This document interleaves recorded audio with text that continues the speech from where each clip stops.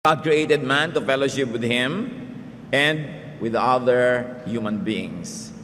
And in fact, God saved and continues to save man so that the fellowshipping could continue. God likes, God wants, and God wills to connect and to fellowship with His people. Yun ang amazing love. Na sa kabila ng ating mga kapintasan, sa kabila ng ating paglayo kuminsan at mga pagkakamali, gustong-gusto pa rin tayo ng Diyos na kasama. Ang Kanyang simula sa atin, nilikha tayo para makasama. Kaya nga ang Panginoon noon ay naglalakad sa halamanan ng Eden at nakikisalamuha, nakikipagmabutihan, nakikiisa at nakikisangkot sa buhay ng mga taong Kanyang nilikha. At noong ang tao ay nagkasala, ay gumawa pa ang Diyos ng paraan na mapabalik sa Kanya ang tao at ang plano niya hanggang kahuli-hulihan, pagsasama pa rin. 1 Thessalonians 4:17, after that, we who are still alive and are left will be caught up together with them in the clouds to meet the Lord in the air, and so we will be with the Lord forever. Tinutukoy dito ang mga panahon na ang taong nilikha ng Diyos ay lahat ay uuwi at babalik na sa Kanya at makakasama yung lumikha habang panahon.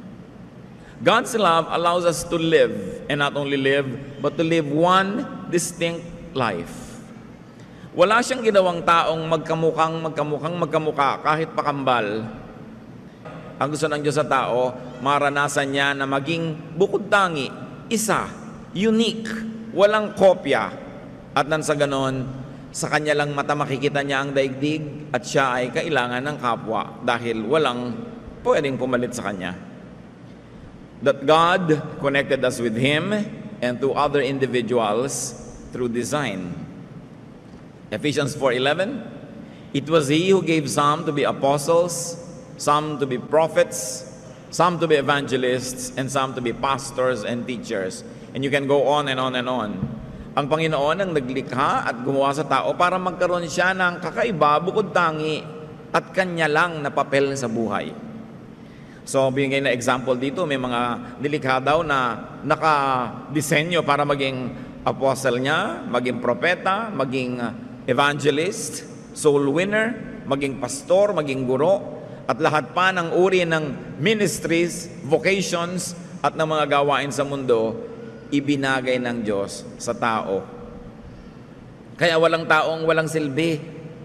Yung iba nagmumukhang walang silbi kasi ayaw magsilbi. O kaya, maling lugar ang kinakalagyan. Hindi tuloy lumulutang yung kanyang galing. Kasi na-assign siya o ini-assign niya ang kanyang sarili o nabara na siya sa isang lugar na hindi naman siya bagay doon. Bakit ginawa yun ng Diyos? Para walang tao na makakaramdam na siya ay expendable, na siya ay hindi kailangan. Ang lahat ng tao ay kailangan. Yung iba nagmumukha lang hindi kailangan dahil nakasanayan na natin hindi asahan dahil hindi mo naman maasahan talaga. Pero choice. Everyone is needed and everyone needs everyone else.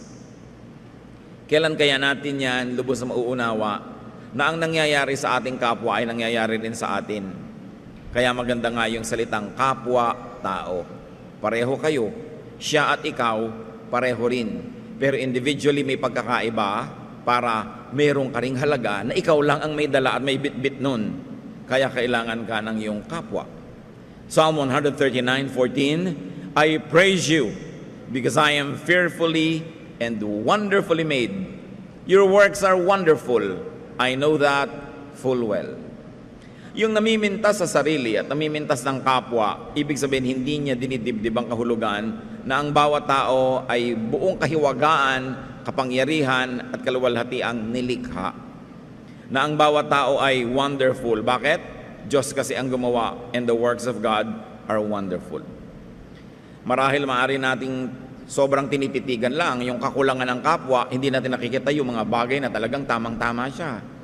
Hinahanap natin sa kanya yung wala sa kanya, pinagagawa natin yung hindi naman siya gifted to do, nagmumukha tuloy siyang walang kwenta. But sabi, I am fearfully and wonderfully made. It means I fit.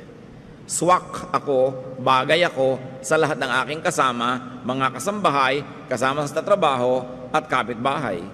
Ngayon kuminsan dahil sa ating maling pananaw sa sarili at sa kapwa, hindi tayo nagiging bagay. Kasi humahanap tayo ng pagkakadiferensyahan, humahanap tayo ng pagkakaiba-iba.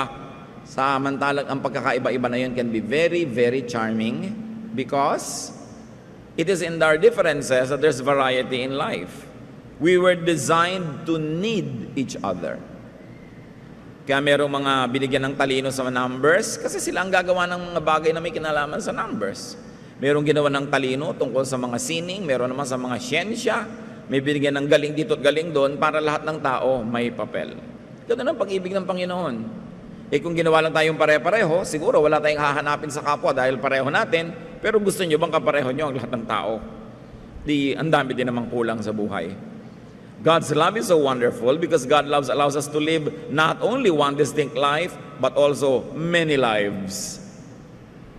God is a God of variety, kaya kahit ang isang tao, marami ring pwedeng gawin. Meron siyang number 1 na galing, pero meron ding number 2, may number 3, at ayon sa hinihingi ng pagkakataon, may ilalabas pa siyang ibang galing, kahit hindi naman niyang lagi na gusto niyang palutangin na galing niya. Many talents, many roles, many callings, to enable others to fit. So binibigyan din niya tayo ng kakayahang magpasensya, umunawa, magpatawad, umibig para yung mga ibang bahagi ng pagkatao ng kapwa natin ay ating mapagpasensyahan, mapatawad, matanggap. Doon ginagamit yon. At nang sa ganoon, laging merong pagkakaisa. Si Pablo, meron siyang likas na pagkatao at malinaw na identity, pero sabi niya sa 1 Corinthians 9:20-22, to the Jews I became like a Jew. To those under the law, I became like one under the law. To those not having the law, I became like one not having the law. To the weak, I became weak. I have become all things to all men. At ang goal daw niya, to win people for Christ. Hindi ba kaya din natin gawin yun?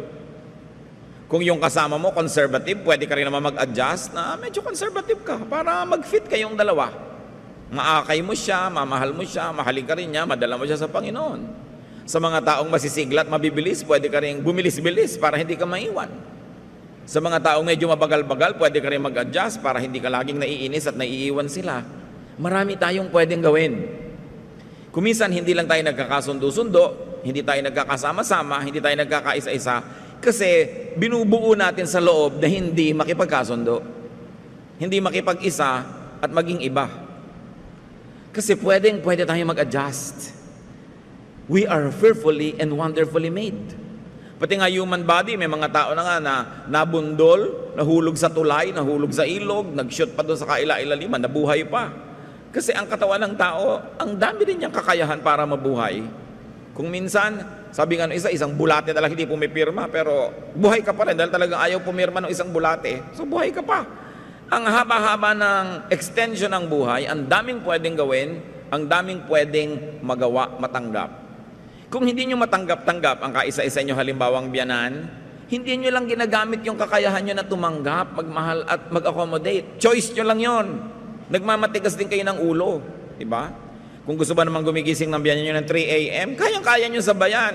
Diba? Matulog na lang uli kayo kung gusto nyo. Pero kung talagang ayaw ninyo, kahit na 8 a.m. siya gigising, gusto nyo pa rin 10 o'clock kayo, hindi pa rin kayo magkakasabay. Every willing heart will find a reason to do the good thing. Every unwilling heart will find an excuse not to do it. So it's only a choice. Meron kayong kapatid, kung minsan dalawa lang kayong magkapatid, hindi pa kayo magkasundo. Kasi nagpapasya kayong hindi magkasundo. Kahit anong ugali niya, kung magpapasya kayong tatanggapin nyo yon, pakikibagayan ninyo, pagpapasensyahan nyo, patatawarin kung kailangan, tiyak na magkakasundo kayo. Basta merong dalawang hindi nagkakasundo, pareho kayong may mali. Siguro mas malaki lang yung mali nung isa o siya lang yung nagsimula, pero ikaw naman yung pinakahuling gumawa ng mali din. Kasi lagi nating sinisisi ang iba, lagi nating ipinipilit yung standard natin sa iba, yung gusto nating salita nila, kilos nila, speed nila, kaya hindi tayo makasundo. Something's wrong with us because we are fearfully and wonderfully made. Kaya nyo yan. Pag may sinasabi ko, kaya mong makisama dito sa manugang mong tamad, kaya mo yan kung gugustuhin mo talaga. Pag ginusto, pwede. Walang hindi nakakaya ang tao pag ginusto at sa tulong ng Diyos. So pag may mga awayan kayo dyan, ng mga hidwaan to, mga tagal, kayo rin na may kasalanan yan. Because sabi ni Paul nga, to the Jew, he could be a Jew. To the Gentile, he could be a Gentile. Alam niyo ba ibig sabihin ng isang Hudyo na nag-a-adjust sa Gentile? Malaking adjustment yon. Tapos ang lakas ng character niya, pero sa niya, to the weak, I'm weak. Yung ayaw kumain ng balot, kahit gusto-gusto ko, hindi nila ko kumakain. Pagkakasabay siya, kasi nahihilo siya pag nakikita niya kinakain ko yung ulo ng bibe. Diba? Pwede naman ako mag-adjust. Pwede ko namang i-adjust yung volume ng tugtog Hindi naman pwede namang hindi ko wasakin yung tenga ng kapitbahay ko. Pero nag-aaway kami kasi pinipilit ko lakasan. Ipinipilit kasi natin yung sarili natin. Gamitin natin yung lakas at kapangyarihang ibinigay ng Diyos sa tao to accommodate, to fit in, and to let others fit in. Kuminsan, grupo kayo, para kayong mafia. Merong bago sa opisina, hindi na makasali-sali kasi ayaw niyong pasalihin. Pinupwera niyo talaga, choice niyo yun. But you can choose to be nice. And what's important about God's love, pinag-uusapan natin ito para yung love natin sa kapwa, maging tulad ng God's love. God's love accepted the fallen us. The fallen Adam and Eve, the fallen Cain were still loved. In fact, we're loved all the more by God. Yun ang amazing. God is so gracious. Sabi ng God, the moment that you eat this forbidden fruit, you will die. Kinain. Pagkatapos, nagtakip sila ng mga damo-damo sa katawan nila dahil sabi ng Panginoon, bakit kayo ganyan ang mga itsura nyo, nagtatago kayo at may mga suot-suot kayong miserabling dahon-dahon? Kasi po na-realize naming hubad kami. Alam niyo yung ginawa ng Panginoon? Hindi naman niya pinatay yung dalawa Genesis 3:21, the Lord God made garments of skin for Adam and his wife and clothed them. Di ba amazing love? Kung tayo sinabi natin, pag hindi mo ginawa yan, ayoko na sa'yo, tao lang kasi tayo at pinipilit natin maging tao lang imbes maging katulad ng Diyos. Pag na-disappoint tayo, papangatawanan natin, sige, ayoko na sa'yo. Nagkakahiwalay tuloy. Pero nung yung tao bumagsak, nagkamali, anong ginawa ng Panginoon? Iginawa pa ng damit. Hubad pala kayo, nalaman nyo ng hubad kayo, halik kayo, igagawa ko kayo ng designer leather clothes to cover their nakedness. That's amazing love. Si Cain, first murder in the Bible. Pinatay ang kapatid. You'd think God would destroy him and pulverize him. Genesis 4:15. Then the Lord put a mark on Cain so that no one who found him would kill him. Tinatakan pa ng Panginoon si Cain sa kanyang noo para kung makita ng mga taong nais ipaghiganti yung kamatayan ng kapatid, igalang, huwag galawin. Amazing love. Hindi lang basta love. Protection, not condemnation. Parang yung sinasabi sa batas ng Israel, ang babaeng nangangalo niya, batuhin hanggang mamatay. Nung iniharap kay Jesus, sabi ni Lord, kung sino yung walang kasalanan, mauna na, ipinrotect din. That's amazing. And if you don't agree with that, bring your case to God. God talaga yung gumawa ng damit. God talaga yung nagpatawad. God yung naglagay ng mark. If you're uncomfortable with that, then have a talk with God about it. But me, I'm amazed with God's love. And I thank Him for His love kasi it could be me. Gusto niyo siguro, patayin si Adan at si Eva, patayin si Cain. Kung kayo yung si Adan at si Eva, gusto niyo patayin kayo? Kung kayo si Cain, na pinagdiliman ng isip, nagkamali, mali na kung mali, pero nung nalaman nyo ng mali kayo, anong gusto nyo? Di ba patawad? Pagtanggap na walang patakaran. Alam nyo, kumisan tayo, tao, relihiyon, lipunan, mas mahigpit pa sa Diyos. Kaya hindi magkasundo-sundo. Ang buong sangkatauhan, sobra na ang pagsuway sa Diyos, dapat nang lipulin ng mundo. Anong ginawa ng Diyos? Romans 5:8. But God demonstrates His own love for us in this. While we were yet sinners, Christ died for us. Siguro pwede kang mamatay para sa isang mabuting tao, pero pwede ka bang mamatay bilang sakripisyo para sa isang makasalan at masamang tao? Yun ang ginawa ni Jesus. Yun ang ipinagawa ng Diyos Ama sa Kanya. Amazing love. Hindi basta love the way we know it. Na I love you if you love me. I love you if you give me your money. I love you if you give me your time. I love you if you are faithful. I love you if you are kind and good and nice and thoughtful. Yung love na may kondisyon, yun ang love ng fallen man. But the love of God is unconditional. God loves people even in their fallen state. Kaya amazing. It's unconditional. It's a love in spite of, not because of. Don't let religious propaganda and blackmail deceive you into mistaking God as unkind and unloving. Siyempre, gusto naman ng maraming relihiyon, takutin ng tao na galit ang Diyos sa'yo. Galit na galit ang Diyos sa'yo, kaya mag-donate ka na mag-donate para mawala ang galit niya. Mga pang-blackmail. Ang Diyos ay napakabuti. Napakabait. God made man in His own image. But often, fallen man makes God in His image. Totoo, we were made by God in His image. Pero maraming tao, they make God in their fallen image. So kung magagalitin sila, pinapresent nila ang magagalitin ng Diyos. Kung gusto nilang maghiganti, hahanap sila ng justification from God. Kung gusto nilang manikis, kung gusto nilang maging masungit, hahanap sila ng excuse na mukhang sa Diyos nang gagaling yun. Kasi ang tao, gumagawa din siya ng imahe ng Diyos ayon sa imahe ng tao. Kaya makikita nyo ang mga iba't ibang lipunan, iba't ibang kabihasnan, yung mga Diyos nila na sinasamba, actually is a reflection of their own values, reflection of their own warlike character, kung warlike sila. Kaya kung yung mga lipunan ay mapagtanim, ang mga Diyos nila, mga Diyos na mga fertility, kung sila yung mga mahilig sa dagat, mga mangingisda o mga marino, ang mga Diyos nila, yung mga Diyos ng tubig, kasi gumagawa sila ng imahe ng Diyos sa sang-ayon sa kanila mismong sariling imahen. Baligtad. We should make our image in the image of God, not God in our image. Because sometimes we project our own beliefs, we project our own moods and our own sentiments on God and make God say what we like to say so that we could be justified. Baligtad yun. Dapat yung tunay na image ng Diyos ang lumulutang. God loves and saves us from ourselves through laws and limitations and consequences. Ang pinakamalaking panganib sa ating kaluluwa ay hindi nagmumula kay Satanas. Hindi nagmumula sa iba, nagmumula sa ating sarili, sa ating kalooban. Kaya ang ginawa ng Diyos to protect us from our own selves, from our self-destructive ways, nagbigay siya ng mga batas, mga hangganan, mga takda, at mga bunga ng mga paglapastangan at paglabag dito.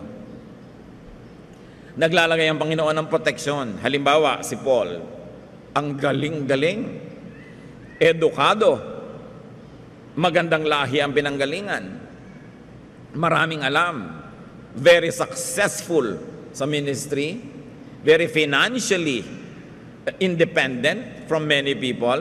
Pwede na siyang maging mayabang dahil ang dami-dami niyang katangian. Pero ang sabi niya sa 2 Corinthians 12:7, to keep me from becoming conceited because of the surpassingly great revelations, there was given to me a thorn in my flesh to torment me.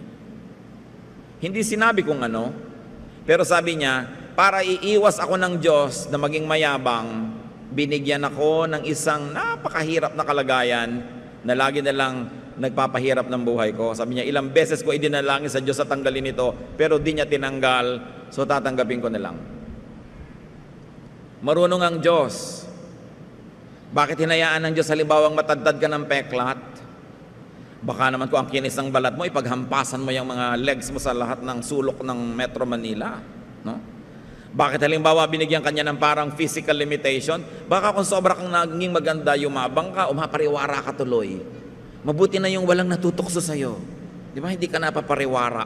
Kesa sa pinaghahangaran ka ng lahat ng lasik na dumadaan, napapahamak ka. Meron tayong mga limitasyon na inirereklamo natin sa Diyos. Bakit ako ganito? Bakit ako ganon? Hindi niyo yata ako mahal. Bakit niyo ako ginawang ganito? Mahal ka nga, kaya nilagyan ka limitasyon. At nilinaw sa atin niya ni Paul, para hindi ako yumabang, binigyan ako ng kapintasan o kahinaan. Inililigtas ang ating espiritu sa mas delikadong mga panganib pa. People with great gifts and talents and powers have built-in fuses, weaknesses, and it becomes their protection. Di ba ang bahay kaya may fuse? Di ba ang bahay kaya may circuit breaker, mga building? Pag merong maling lakas ng kuryenteng pumasok at baka masunog ang bahay mo, magtitrip yung fuse. Hindi niya papadaanin yung kuryente. Yung iba naman, para padaanin yung kuryente, lalagyan ng direktang kawad. Kaya nga nagtitrip yun para huwag pumasok yung kuryente dahil delikado. Ganon din tayo mga tao. May mga fuse. Meron lang na hanggang doon lang ang kaya mo. Kaya talagang pag sinaabuso mo na yung sarili mo, sobra ka nang aantukin, baka mapasandal ka lang, tulog ka na. Kasi magtitrip ka na eh. Low bat ka na, kailangan ka na mag-recharge. Nilikha ng Diyos may ganun mga limitasyon. Kaya huwag tayo lagi nagagalit na may mga limitasyon tayo, nagdaramdam, at ayaw nating tanggapin yon. Sabi ni Paul, sa ikabubuti ko rin yon, dahil mahal ako ng Diyos. May limitasyon. Kaya pag sabing, bawal dito, huwag kang pumunta dito. No parking here. Park at your own risk. May mga nalalaglag na mga bato, magpa-park ka doon, risky, kaya may bawal. Huwag kang mag-park doon para sa kabutihan mo. Dapat ang tao masunurin sa ganyang mga limitasyon kasi mapapahamak siya o ang kanyang kapwa pag hindi niya yung ginalang. God's love accompanies us everywhere, all the time. Proverbs 15:3, the eyes of the Lord are everywhere, keeping watch on the wicked and the good. Yung keeping watch, hindi ito para mahalin niya yung good at paluin niya yung bad. Walang sinabing ganon. Interpretasyon na lang yan ng mga tao. Kapwa niya binabantayan ang mabuti at masama. Pareho. The Lord sends rain both on the just and the unjust. The sun shines on both the good and the bad. People always want to punish the fallen and the imperfect, but God's amazing love does not do that. Minamahal niya kahit yung fallen. Tayo, pagka medyo nagkasala naman siya. Meron pa akong kausap, yung pumpinsan ko namatay na, lung cancer. Kasi naman, sigarilyo siya ng sigarilyo. May kasama na agad na blame. Kasi tayo, pagka merong pinayuhan at hindi nakinig, we feel we are entitled not to help anymore kasi hindi tayo sinunod. Hindi siya sumunod di bahala siya. Actually, excuse lang natin yon kasi talaga ayaw nating tumulong. Kasi sinusunod ka at hindi, matigas ang ulo niya at hindi, kung gusto mong tumulong, tulad ng Diyos, tutulong ka pa rin. Kaya isa sa mga pinaka-nagpapamanhid ng kalooban ng tao, yung pagiging sobrang relihiyoso. Yung mga relihiyoso, pagka ang dinadapuan ng mga sakit, ng mga dilubyo, hirap sa buhay, ay yung sa tingin niya makasalanan, sasabihin niya, sinful naman siya. Yung parang natutuwa ka pa. At marami talagang relihiyoso, tuwang-tuwang, alam mo, yung mga umaapi sa atin, sa impyerno yung pupunta. Ganyan, tuwang-tuwang, sa impyerno talaga yan, tayo sa langit. Kung talaga makadiyos ka, ipagluluksa mo ang bawat pupunta sa impyerno, kahit masama siya o hindi. But religiosity can numb us, can give us a false sense of righteousness, that we feel that anybody who falls short of our measurement of righteousness deserves hell. And therefore, we gleefully usher them into hell. Yan ang isa sa mga hindi magagandang epekto ng sobrang relihiyon sa tao. Nawawalan siya ng sensitivity sa kapwa, lalo't hindi niya kasekta. Pagka nasunog yung isang buong bayan, alam nyo, nasunog yung buong bayan, pero huminto sa tapat ng bahay ni sister. Tawa mo, hallelujah, hallelujah. Pero yung iba, nasunog kasi iba relihiyon Ganun kaya ang Diyos? Pwede mo bang kulungin ng Diyos sa relihiyon? Yung Diyos universal, your religion, it's a frame, a prism, a glass through which you look at God. Pero hindi mo pwedeng ikulong ang Diyos doon sa pananaw mo na yon. God is beyond and above religion. But religion limits God to the congregation. Parang sila lang ang may Diyos. Hindi tayo mahihiwalay sa Diyos kahit anong mangyari. Sabi sa Romans 8:38 and so on. I am convinced that neither death nor life, neither angels nor demons, neither the present nor the future, nor any powers, neither height nor depth, nor anything else in all creation will be able to separate us from the love of God that is in Christ Jesus our Lord. Walang anumang kapangyarihan, liwanag o dilim, taas o baba, lapad o kitid, walang kapangyarihan pwede maghiwalay sa atin sa Diyos sa pamamagitan ni Jesus. All religious people love to make this amazing love exclusive to them. Di ba? Wala. Kahit na sabi mo, malayo ako sa Diyos. Kala mo lang yun. Malapit siya sa'yo. Kahit pinipili mong lumayo, wala ka naman pwedeng puntahan na wala doon ang Diyos. Again, another religious blinder, gusto nila, sa kanila lang nandun ang Diyos. Pero God loves all the people that He created.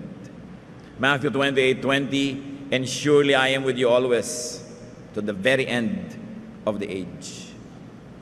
Pagka kayo'y nadadaya, na kayo'y nag-iisa, alalahanin niyo yung Romans 8. Pagka kayo nagkakamali, nadarapa ang pakiramdam nyo, galit sa inyo ang Diyos. Siyempre, hindi natutuwa ang Diyos kung nagkakamali tayo. Pero mahal ka pa rin ang Diyos. Parang magulang, kahit hindi natutuwa, mahal mo pa rin yung anak mo. Hindi ka natutuwa, napapahamak siya, hindi ka natutuwa, may ginagawa siya hindi maganda, pero mahal mo pa rin. Kaya parang mali, pagka yung magulang, conditional na yung love. Hindi na kita mahal kasi 7 taon ka na sa high school, yung mga ganon. Kahit ba 15 taon, hindi mo ikinakatuwa, pero mahal mo pa rin, anak mo yan eh. Sa'yo naka-assign yan, kaya sa'yo ibinigay ng Diyos para ikaw magmahal. Sino gusto mong magmahal sa Kanya? Ang principal. Assignment mo yun eh, kaya sa'yo binigay.